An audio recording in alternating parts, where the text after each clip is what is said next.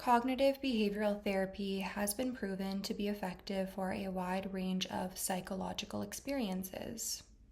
However, there are also ways we can use CBT tools in our everyday lives.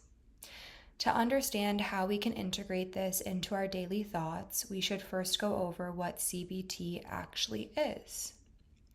CBT is based on the idea that our thoughts, emotions, and behaviors are all connected.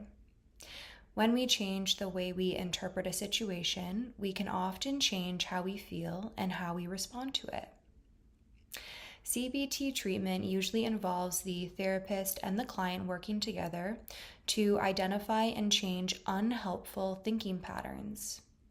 This can include learning to recognize distortions in our thinking, reevaluating our thoughts, and building confidence in our ability to cope with difficult situations.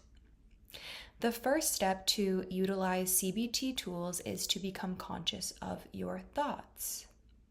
When you notice yourself feeling anxious, upset, or overwhelmed, try to trace that emotion backwards. What was the first thought you had that made you start feeling this way? For example, imagine your partner is an hour late coming home and you notice yourself checking your phone over and over to see if they've texted. For the last hour, you've been thinking about the worst possible explanation. What if they're cheating on me? And then your brain starts searching for evidence to back up this thought. It might start thinking, they have been acting kind of weird lately. They've been on their phone more, and they didn't text me back earlier.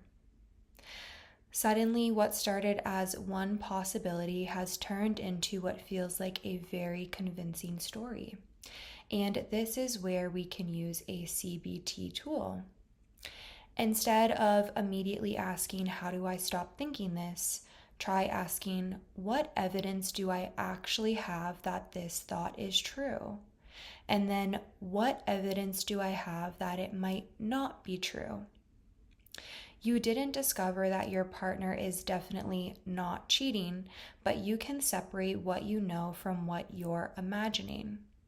That distinction between what you know and have concrete evidence for versus what you have imagined can create a lot of space. Our thoughts can feel like facts because we are experiencing them so strongly, but feeling certain about something doesn't necessarily make it true. Your brain is constantly trying to make sense of incomplete information, and when you're anxious, it can become easy to interpret uncertainty as danger.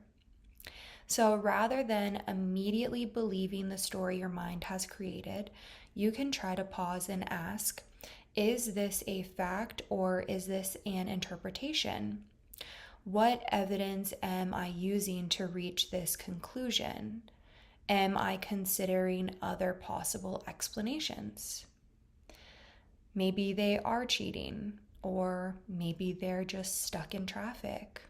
Maybe they're actually picking up flowers for you.